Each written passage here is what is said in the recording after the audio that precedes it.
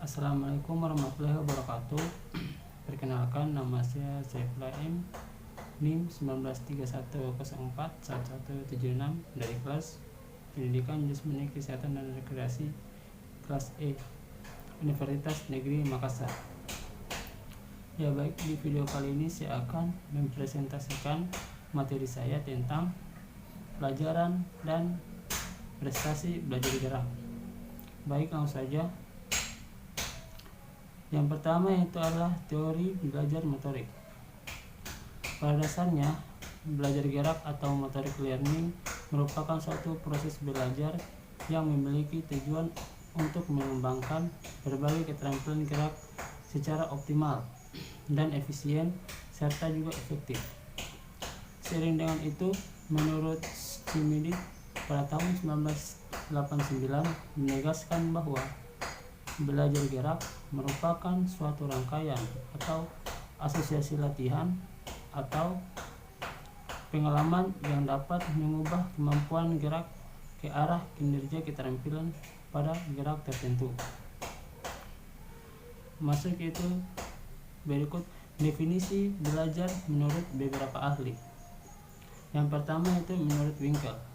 Winkel berpendapat bahwa belajar adalah sebuah aktivitas mental atau psikis yang berlangsung dalam interaksi aktif dalam lingkungan. Maksudnya itu menghasilkan perubahan-perubahan dalam pengelola pemahaman. Kedua yaitu menurut Ernest R. Hilgard dalam Sumardi di Surya Bharata pada tahun 1984. Dia berpendapat bahwa belajar merupakan suatu proses perbuatan yang dilakukan dengan sengaja, yang kemudian menimbulkan perubahan yang keadaannya berbeda dari perubahan yang ditimbulkan oleh lainnya. Yang ketiga itu menurut Gagner dalam bukunya The Condition of Learning pada tahun 1977 menegaskan bahwa belajar merupakan sejenis perubahan tingkah laku yang diperlihatkan yang keadaannya berbeda dari sebelum individu itu berada dalam suatu situasi belajar dan sesudah melakukan tindakan yang serupa itu. Yang keempat itu menurut Muhammad Surya pada tahun 1981 menegaskan bahwa definisi belajar adalah suatu proses usaha yang dilakukan individu untuk memperoleh suatu perubahan tingkah laku yang baru keseluruhan sebagai hasil pengalaman individu itu sendiri dalam interaksinya dan dalam lingkungan. Yuk kita masuk pada bagian B, yaitu prinsip perkembangan motorik. Pada prinsip perkembangan motorik ini, yang pertama yaitu ada kematangan syaraf. Kematangan syaraf merupakan kemampuan anak melakukan gerakan motorik yang ditentukan oleh kematangan syaraf yang mengatur gerakan tersebut. Pada waktu anak dilahirkan, syaraf-syaraf yang di pusat susunan sebelum berkembang dan berfungsi sesuai dengan fungsinya yaitu mengontrol gerakan-gerakan motorik. Pada usia kurang lebih 5 tahun, syaraf-syaraf ini sudah mencapai kematangan dan menstimulasi berbagai kegiatan motorik. Otot-otot besar pada anak mengontrol gerakan motorik kasar, seperti contohnya itu berjalan, berlari, melompat, dan berlutut. Berkembang lebih cepat bila dibandingkan dengan otot-otot halus yang mengontrol kegiatan-kegiatan seperti menggunakan jari-jari tangan untuk menyusun puzzle atau memegang pensil, serta juga menggunting dan membentuk dengan plastisin ataupun tanah liat.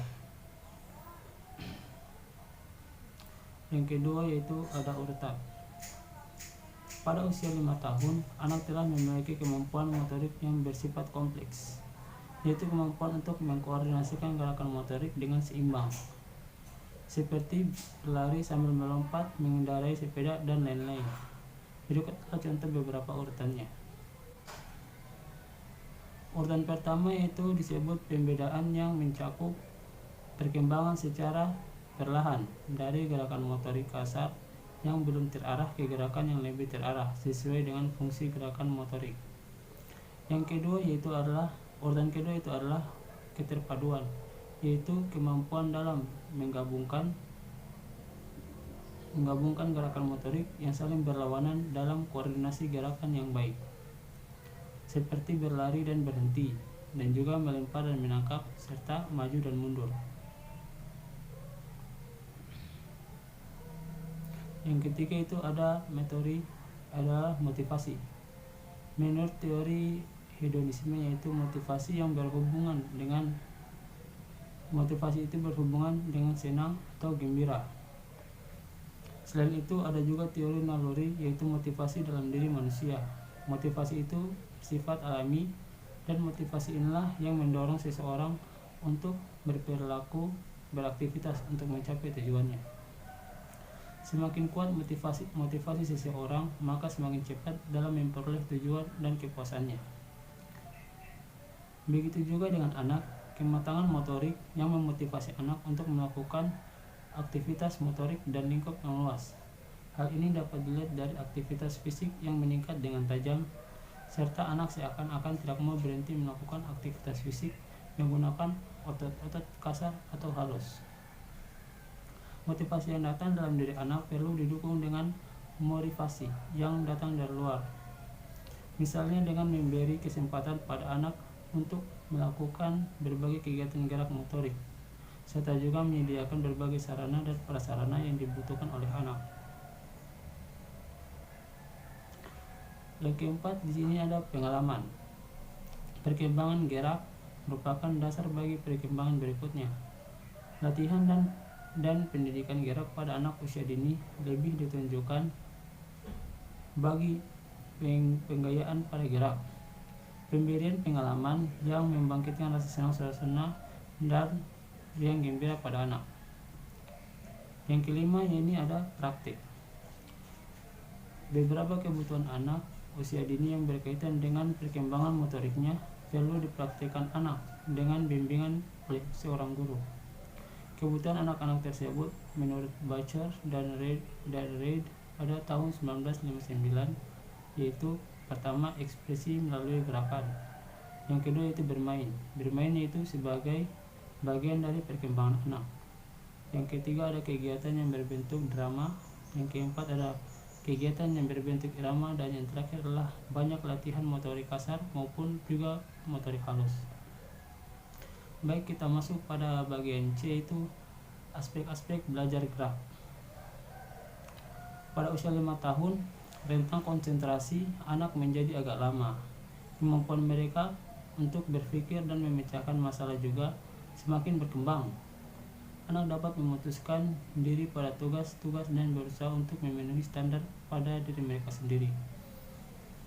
Secara fisik, pada usia ini, fisik anak sangat lentur dan tertarik pada senam dan olahraga yang sangat teratur.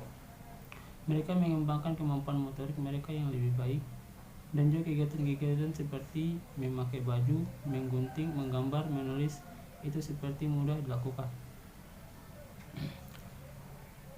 Selanjutnya itu perkembangan motorik anak bisa dipantau melakukan suatu tes. Tes yang umum dilakukan untuk memantau perkembangan motorik adalah tes Denver.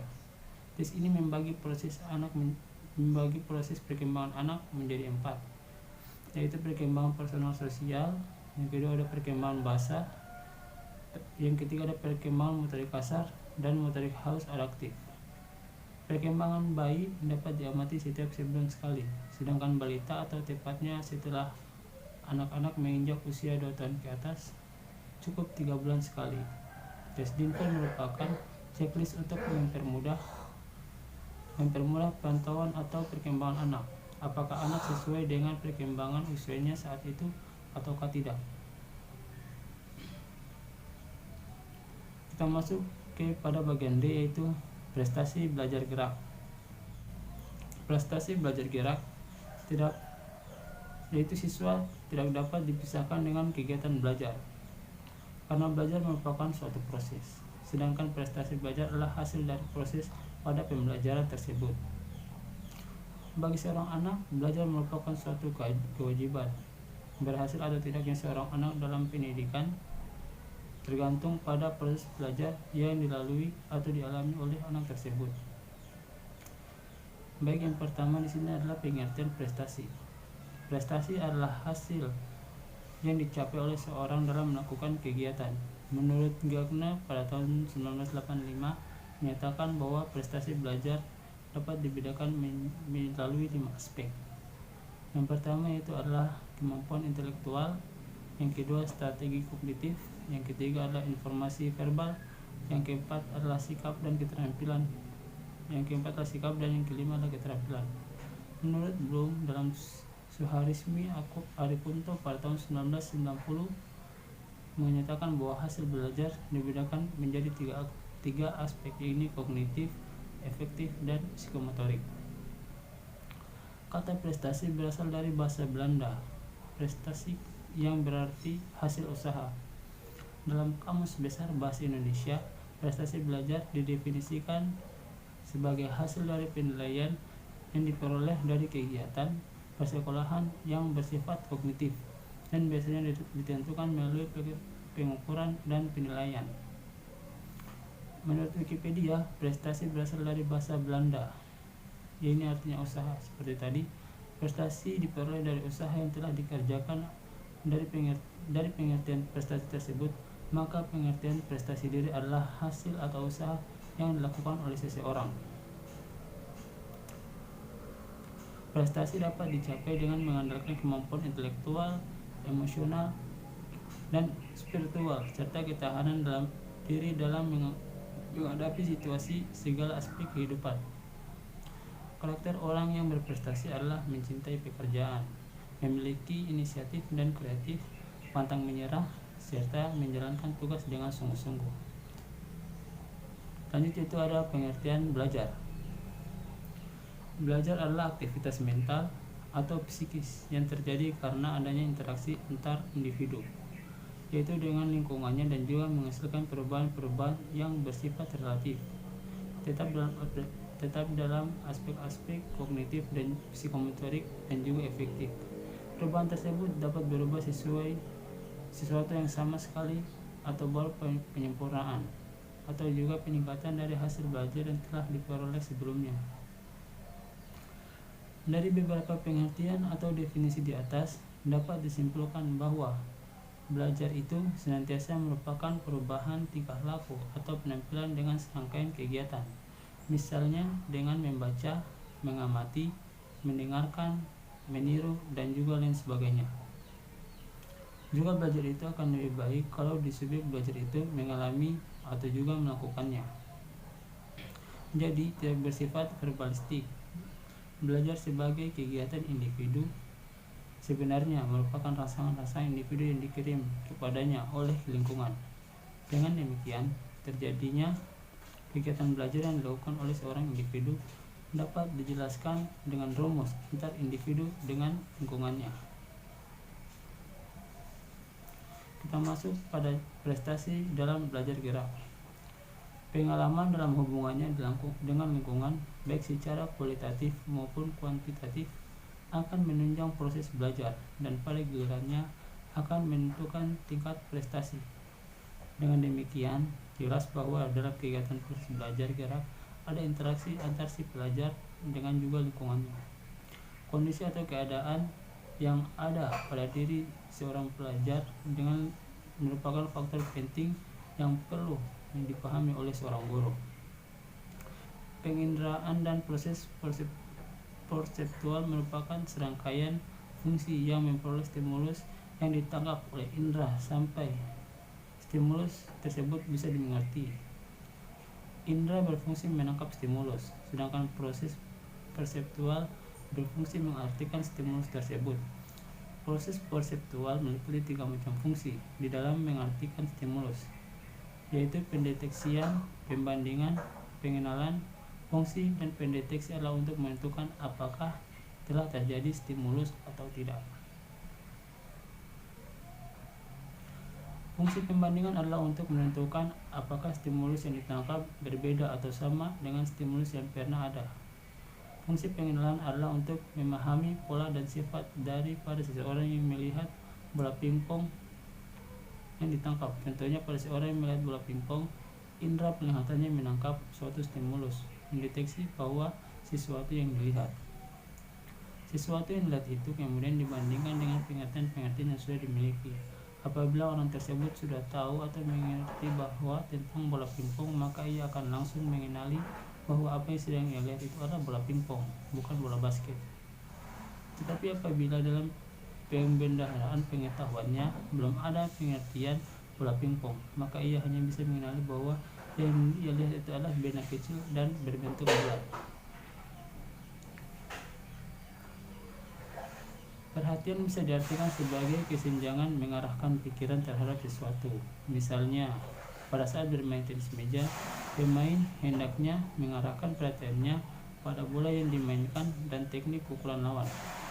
Makin lama proses belajar mengajar berlangsung, kemampuan memusatkan perhatian akan makin menurun. Untuk menimbulkan dan memelihara perhatian, ada beberapa macam cara yang bisa ditempuh, yaitu pertama, menimbulkan perhatian. Perhatian bisa timbul karena ada dorongan dari dalam diri pelajar sendiri dan bisa karena ada dorongan dari luar dirinya. Dorongan dari dalam diri sendiri bisa berbentuk minat yang besar yang terhadap objeknya, yaitu minat untuk mengetahuinya. Sedangkan dorongan dari luar atau dari eksternal yaitu berbentuk seperti isyarat-isyarat yang bisa menarik perhatian. Yang kedua itu adalah memelihara perhatian. Memelihara perhatian agar perhatian bisa bertahan dalam waktu yang relatif lama bukan merupakan hal yang mudah, apalagi pada anak-anak. Anak-anak lebih sulit memusatkan perhatian dan jangka waktu lama apabila dibanding dengan orang dewasa. Baiklah, sekian presentasi dari materi saya kali ini. Lebih dan kurangnya mohon dimaafkan. Bila itu taufiq wal hidayah. Wassalamualaikum warahmatullahi wabarakatuh.